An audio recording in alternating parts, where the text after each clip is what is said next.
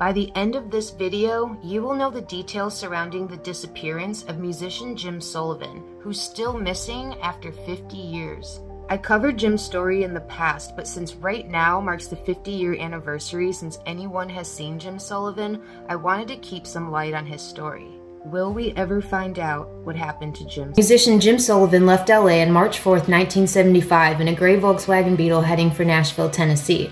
His music wasn't really taking off on the West Coast, so boom, he's heading to Nashville, leaving his kids and wife in California. He had 2 albums under his belt. The first one, titled UFO, had all members of the legendary Wrecking Crew as his backing band, and the second self-titled album was released on Playboy Records when Hugh Hefner was giving the music industry a go. Jim Sullivan, on his drive, is going through New Mexico and he gets pulled over for swerving, but passes a sobriety test, blaming being tired for the sloppy driving. The officer tells him to get a motel, so he does. He checks into La Mesa Motel in Santa Rosa, New Mexico. He goes to town, purchases a bottle of vodka, and is seen the following day 26 miles south of La Mesa at a remote ranch. His motel room was untouched. He didn't sleep there, and his car was found abandoned at the ranch full of his possessions, including his beloved 12-string Guild guitar. He's been missing ever since. Here are the theories. The first one regards the ranch. It was owned by the Ghannetti family, who were rumored to have mafia ties with crimes in Chicago.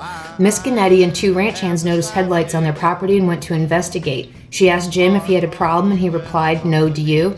She says, "Yes, you're on my property," and that's all we know about the ranch confrontation. The family moved to Hawaii shortly after his disappearance. The next theory involves the officer. The sheriff retired shortly after the disappearance, and a decomposed body was found a few miles from the last known whereabouts of Jim, but the officer identified it as not him, and that's all we know in regards to that theory. The third theory is that Jim Sullivan purposely walked away into the desert to not be found. His former manager, Robert Buster Ginter, recalled a conversation on a drive with Sullivan when they mused over how they would disappear if they had to, and his response was that he would simply head into the desert and never be seen. Those close to him don't believe this is the answer, as he was on his way to make a big push for his music, and they believe he would have taken his guitar. The last theory involves the title of his album UFO, and the fact that where he was is a hub for UFO sightings. Some people believe he was abducted, since search parties didn't find a trace of anything from him outside of the vehicle. A small label, Light in the Attic Records, was able to obtain Jim's music and has reissued his albums, keeping his story and music alive.